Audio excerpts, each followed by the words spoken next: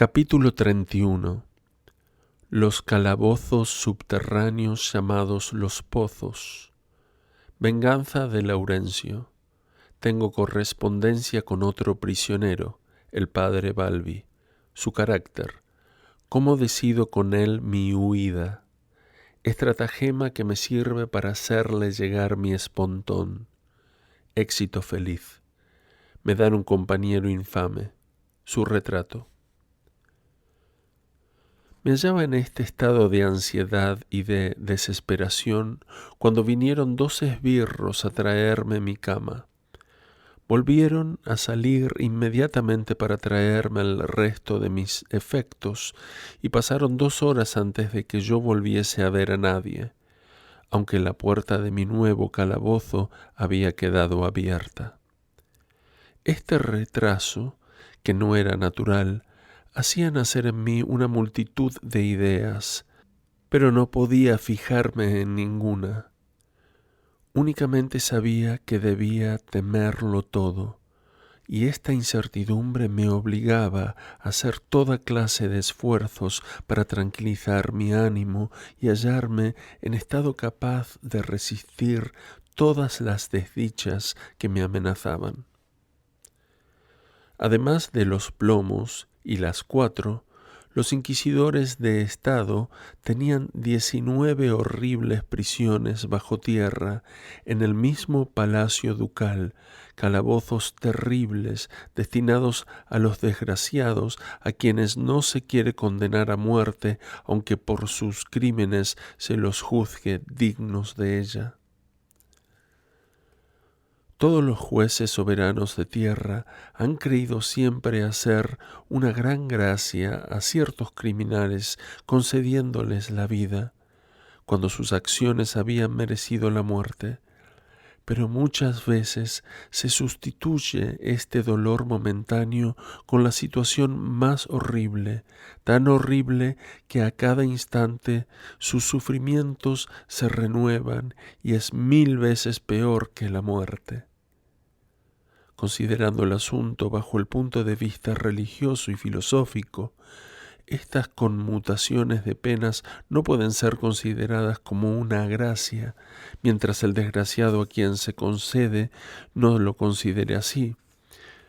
Pero es bien raro que se consulte al criminal, y entonces esta mal llamada gracia es verdaderamente una injusticia.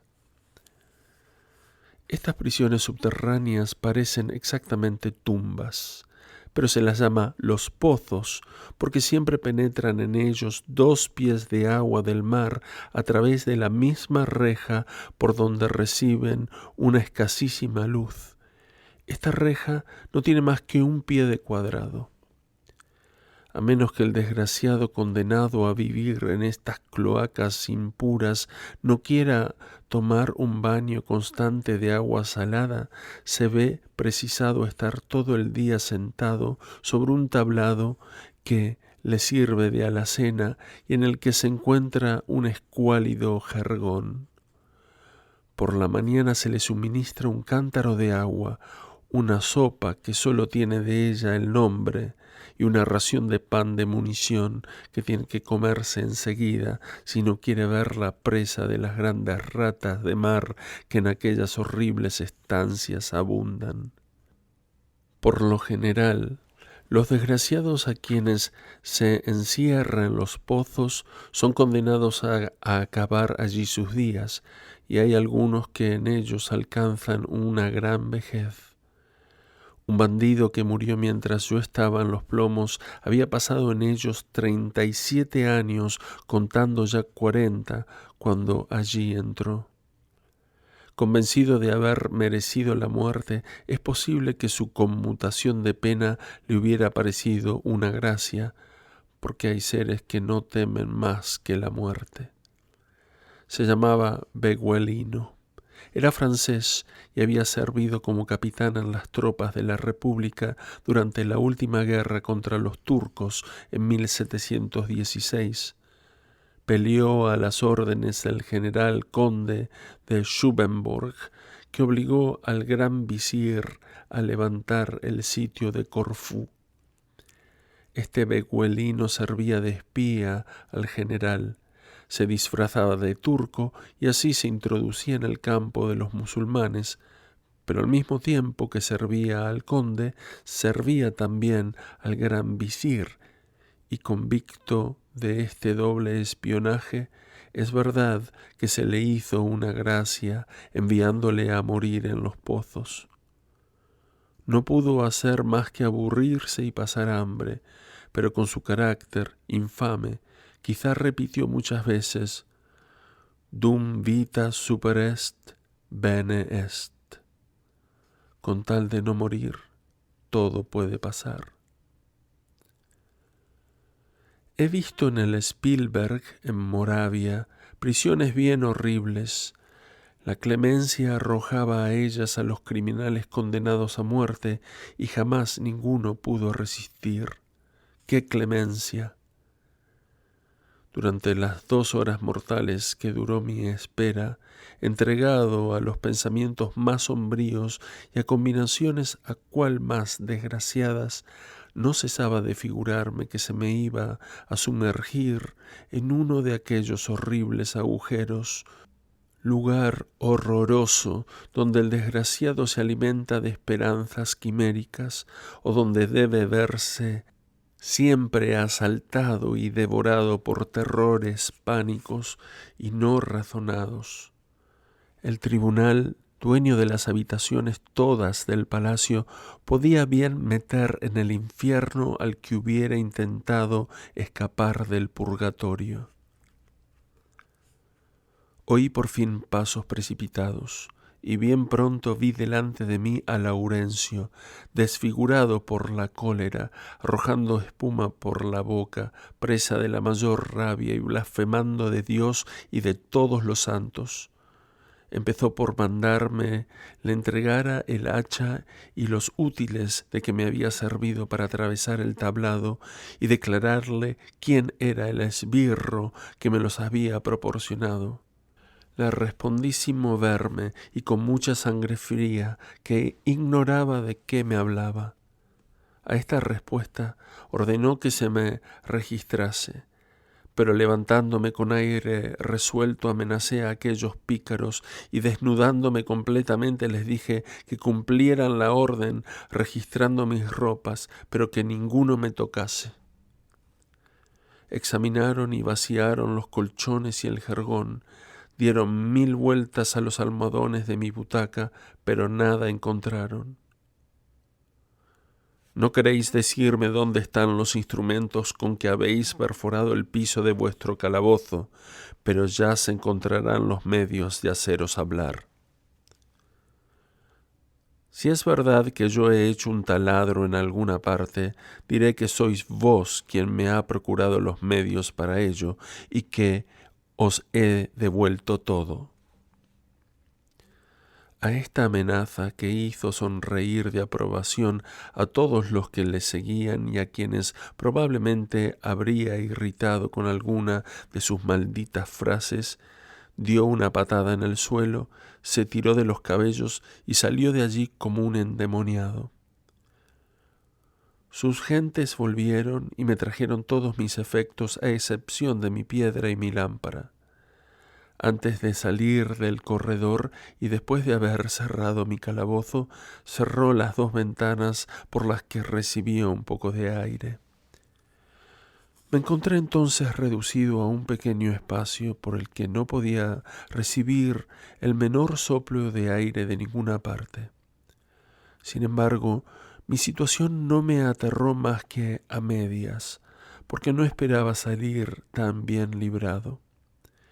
A pesar de la práctica que en su oficio debía tener, no se le ocurrió, dichosamente, la idea de registrar minuciosamente la butaca, y como gracias a esta imprevisión me encontraba aún poseedor de mi espontón, di gracias a la providencia y creí que me sería permitido considerarlo aún como el instrumento que más tarde o más temprano había de proporcionarme la libertad. Pasé la noche sin poder pegar los ojos, tanto a causa del calor como a consecuencia de la alteración que había experimentado. Al amanecer vino Laurencio trayéndome un vino incapaz y un agua imposible de beberse. El resto era por el estilo: ensalada seca, carne casi podrida y pan más duro que galleta inglesa. No dejó que hicieran la limpieza, y cuando le rogué que abriera las ventanas, hizo como si no me hubiera oído. Pero en cambio un arquero, provisto de una barra de hierro, se puso a golpear por todas partes, contra las paredes, en el suelo y sobre todo debajo de mi cama. Yo miraba esto impasible, pero no dejé de observar que el arquero no golpeó el techo. Por ahí, me dije, es por donde saldré de este infierno. Sin embargo, para que tal proyecto pudiera llegar a buen término, eran precisas combinaciones que no dependían de mí, porque yo no podía hacer nada que no fuera visto enseguida. El calabozo era nuevo completamente y el menor arañazo hubiera saltado a la vista de mis guardianes. Pasé un día cruel porque el calor era asfixiante y abrasador como el de un horno, y por añadidura me fue imposible hacer uso de los alimentos que me habían traído. El sudor y el no comer me causaron tanta debilidad que me era imposible leer ni pasearme. Al día siguiente mi comida fue la misma. El pútrido olor de la ternera que el infame me trajo me hizo retroceder desde luego. «¿Has recibido», le dije, «la orden de hacerme perecer de hambre y de calor?» Volvió a cerrar mi calabozo y no respondió. El tercer día, igual tratamiento. Pedí papel y lápiz para escribir al secretario y no obtuve respuesta.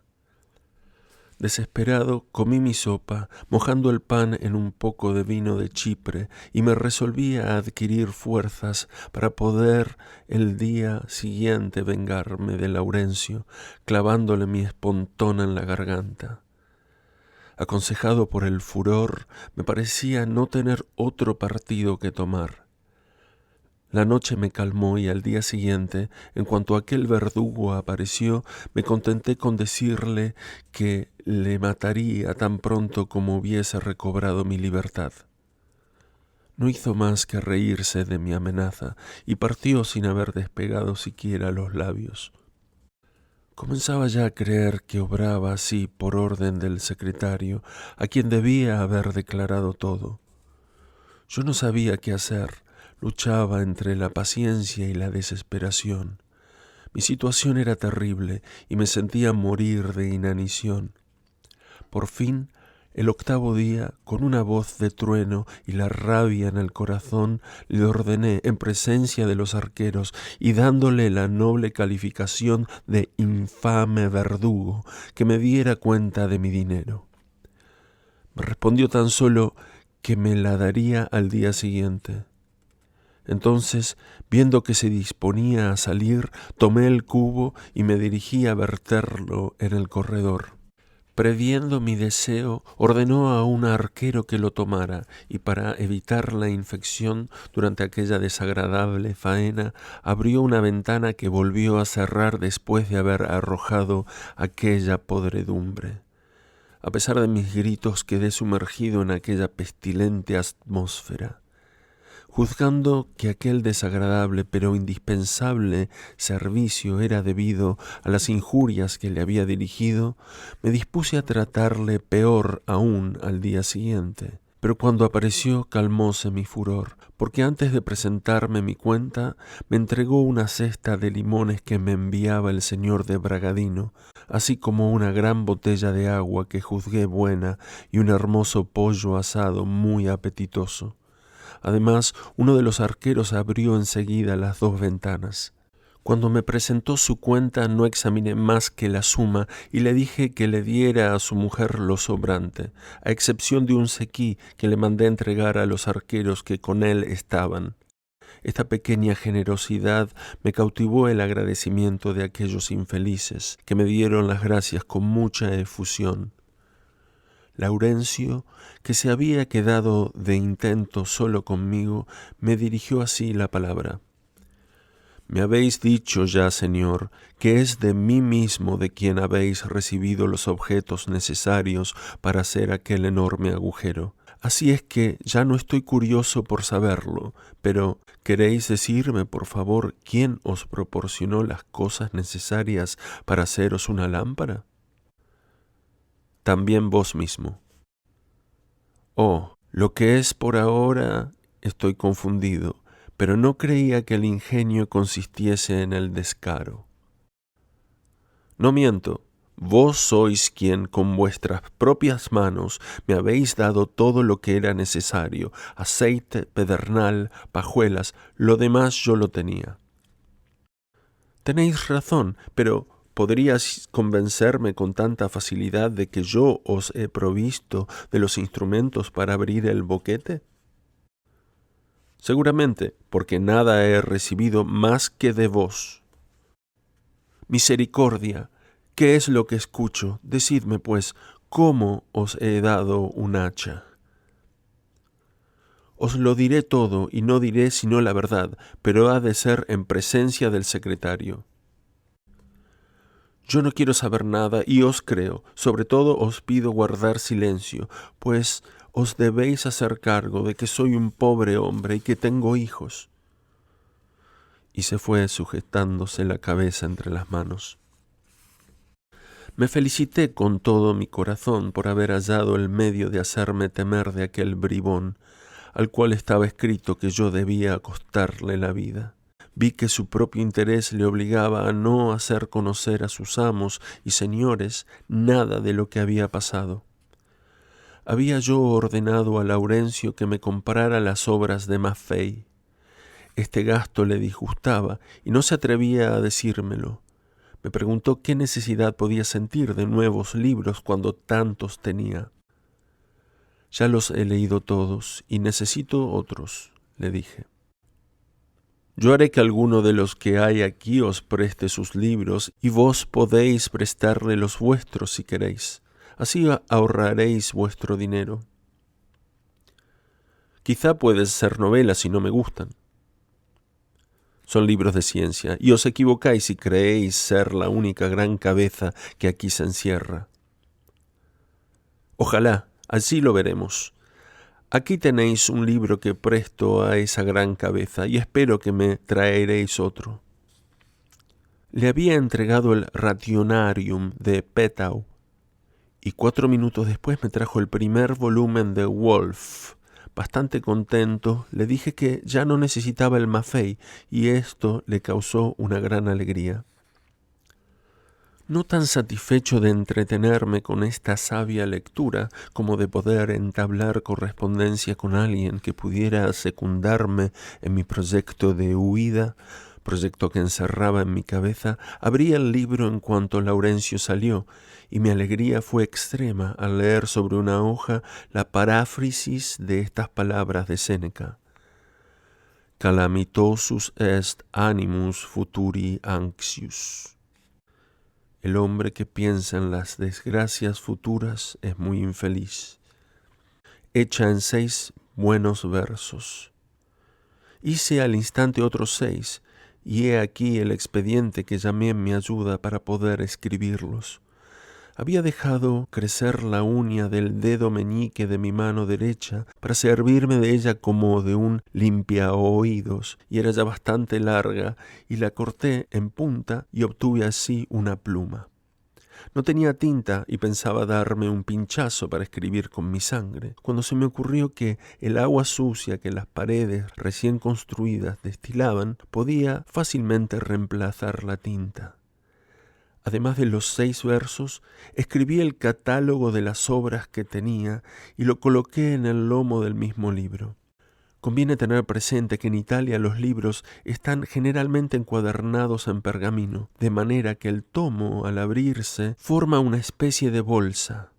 En el sitio del título escribí la palabra latet. escondido. Estaba impaciente por recibir una respuesta, así que al día siguiente, en cuanto Laurencio apareció, le dije que había leído el libro y que rogaba a aquella persona me enviara otro.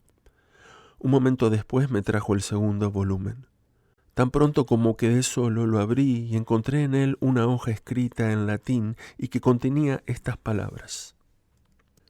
Después de haber leído el catálogo, les escribí quién era yo, cómo había sido preso, la ignorancia en que me hallaba del crimen por que se me castigaba y la esperanza que tenía de verme pronto libre.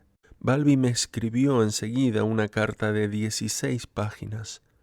El conde Asquino no me escribió nada. El fraile me hacía la historia de todos sus infortunios.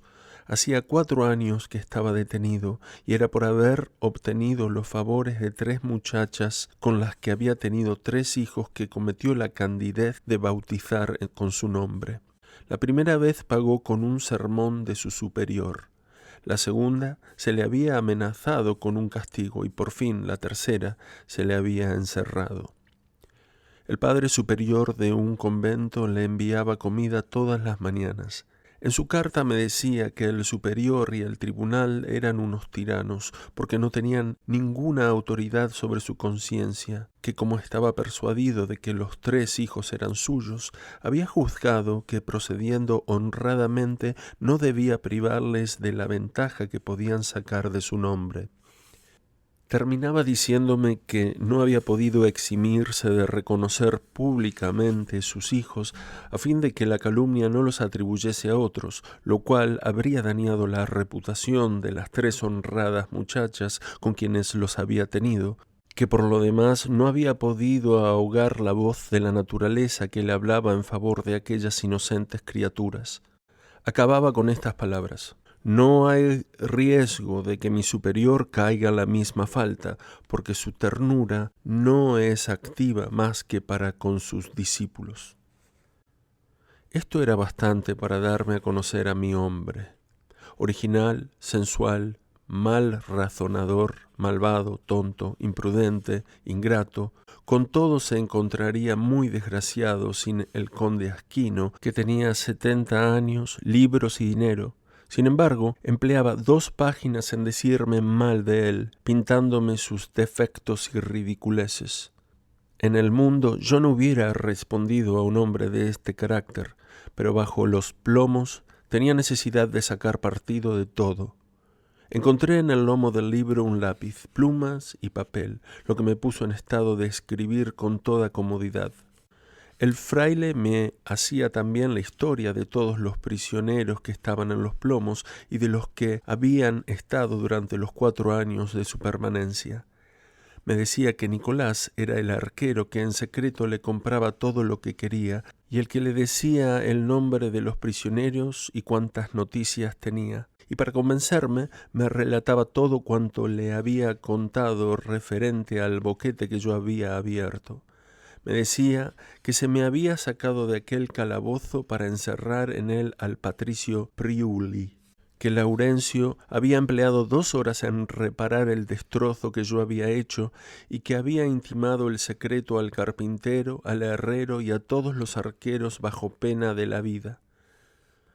Un día más tarde, había añadido el arquero, y Casanova se hubiera escapado de una manera ingeniosa que hubiera valido la horca al pobre Laurencio, porque aun cuando éste ha manifestado una gran sorpresa a la vista del taladro, no es dudoso que nadie más que él le ha proporcionado los instrumentos necesarios para ejecutar un trabajo tan difícil.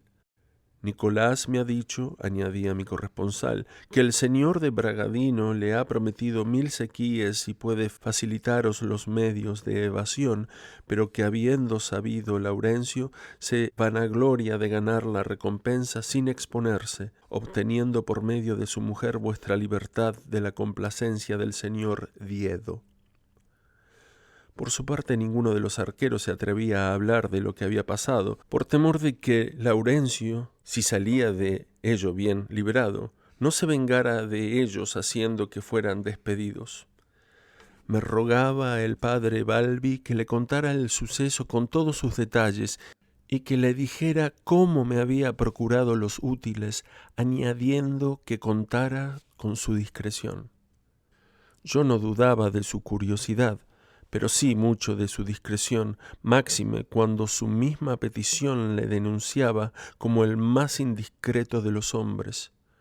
Juzgué, sin embargo, que debía atraérmelo, porque me parecía hombre de temple y dispuesto a ejecutar cuanto yo le dijera para ayudarme a recobrar mi libertad.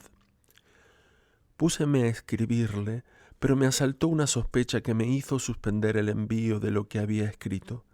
Me imaginé que esta correspondencia podía muy bien no ser más que un artificio de Laurencio para llegar a saber quién me había entregado los instrumentos y qué había hecho yo con ellos.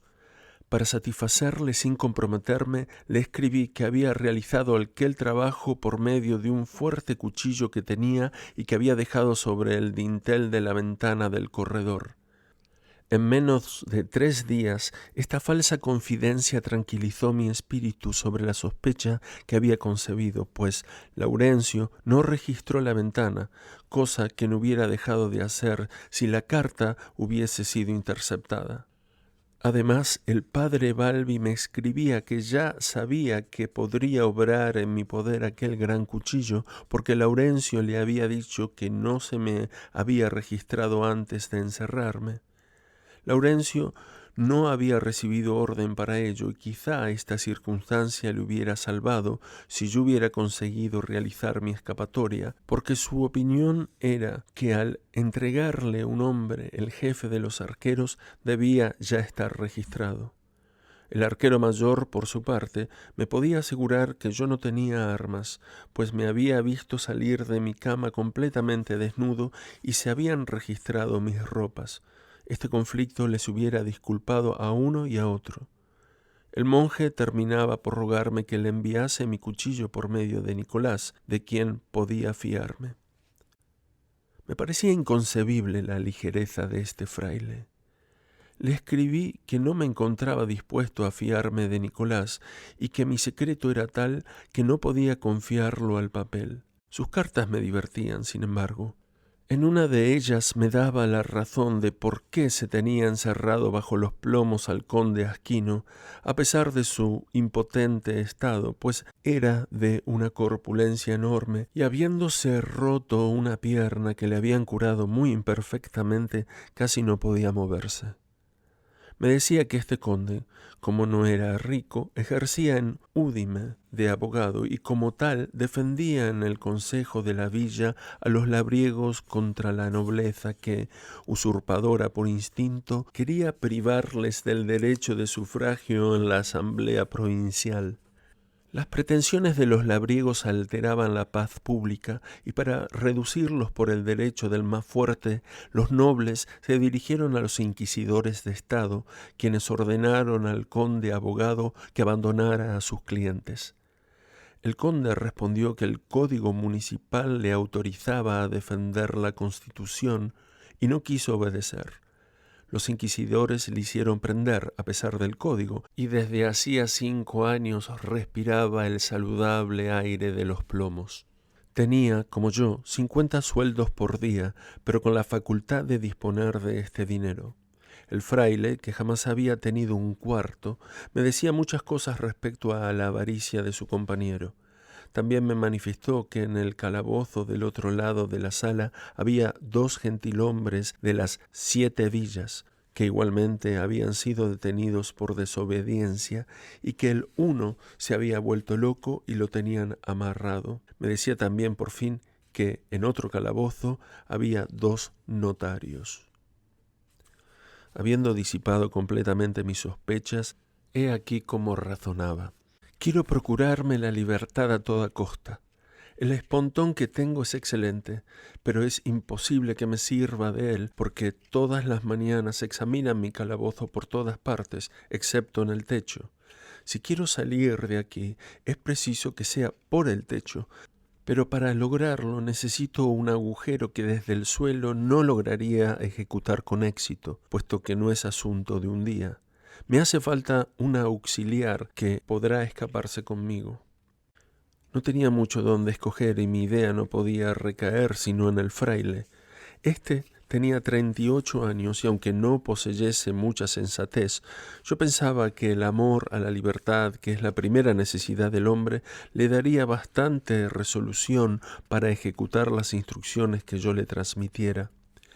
Era necesario empezar por resolverme a confiárselo todo y después imaginar un medio para hacer pasar a sus manos mi instrumento. Eran estos dos extremos difíciles. Empecé, desde luego, por preguntarle si deseaba verse libre y si se encontraba dispuesto a intentarlo todo para procurarlo conmigo.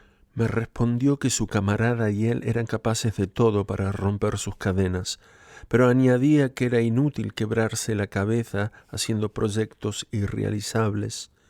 Llenó 4 largas páginas con las dificultades que se ofrecían a su pobre imaginación y me hubiera tomado toda una vida responderlas.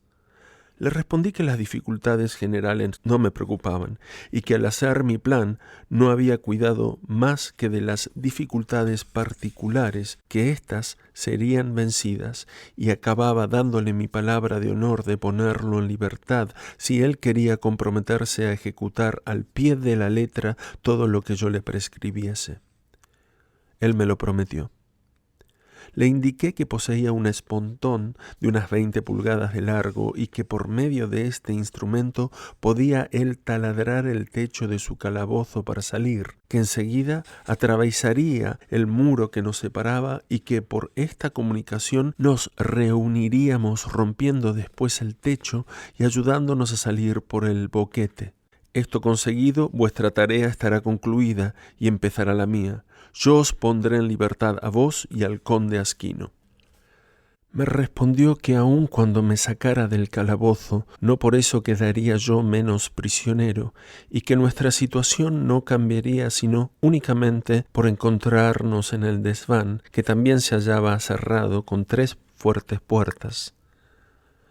Lo sé, reverendo padre, le respondí, pero no es por las puertas por donde nos escaparemos.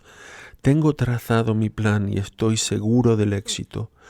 No os pido más que exactitud en la ejecución de lo que os encomiende y que os abstengáis de hacer objeciones. Pensad solamente en el medio más conveniente para que yo logre hacer llegar a vos el libertador instrumento sin que el portador conciba sospecha alguna.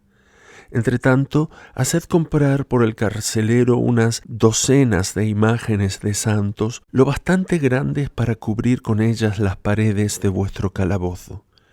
Estas imágenes religiosas no inspirarán ninguna sospecha a Laurencio y os servirán para cubrir la abertura que haréis. Para practicarla tendréis necesidad de algunos días, y Laurencio no podrá ver por la mañana el trabajo que hayáis hecho la víspera, puesto que lo cubriréis con las imágenes. Si me preguntaseis por qué no lo hago yo, os respondería que por serme imposible, pues soy sospechoso a nuestro guardián y muy vigilado, y esta objeción os parecerá razonable. Aunque le recomendaba tratase de hallar el medio más conveniente de remitirle mi espontón, me ocupaba sin cesar de hallarlo por mí mismo y se me ocurrió una feliz idea que me apresuré a aprovechar. Dije a Laurencio que me comprara una Biblia in folio que acababa de publicarse. Era la Vulgata y la versión de los 70, la Septuaginta. Yo esperaba poder colocar mi espontón en el lomo de la encuadernación de este gran volumen y enviárselo así al fraile, pero cuando tuve el libro en mi poder, vi que era 2 pulgadas más corto que el instrumento. Mi corresponsal en la prisión me había ya escrito que su calabozo estaba tapizado de imágenes y yo a mi vez le había comunicado mi idea sobre la Biblia y la dificultad que su corto tamaño me presentaba. Muy contento por poder poner su ingenio en evidencia, me dijo que no tenía más que enviárselo envuelto en mi capote de piel de zorro, que Laurencio les había hablado ya de aquel hermoso abrigo y no excitaría ninguna sospecha que el conde de Asquino lo pidiera para verlo y comprarse uno igual. Me decía además que enviándoselo doblado Laurencio no lo desdoblaría. Yo estaba seguro de lo contrario, porque desde luego causa más estorbo para la conducción un abrigo cuando está doblado que cuando no lo está. Sin embargo, para no desanimarlo y convencerlo al mismo tiempo de que yo era menos aturdido que él, le escribí que no tenía más que hacerlo llevar por Laurencio. Al día siguiente recibí la petición y entregué el abrigo doblado, pero sin ocultar en él el espontón. Un cuarto de hora después me lo devolvió, diciéndome que aquellos señores lo habían encontrado muy bueno. El fraile me escribió una carta doliéndose y confesándose culpable de haberme dado un mal consejo, pero añadía que yo había hecho mal en seguirlo. Según él, el espontón estaba perdido, porque Laurencio les había llevado el capote todo desdoblado. Después de esta desdicha, se había desvanecido toda esperanza. Yo le consolé desengañándole y le rogaba fuera, en el porvenir, menos atrevido en sus consejos. Era preciso llegar a un término, y formé la firme resolución de enviar mi espontón bajo la protección de la Biblia, pero empleando un medio accesorio para impedir a su portador descubrirlo mirando las extremidades del enorme volumen. He aquí lo que hice.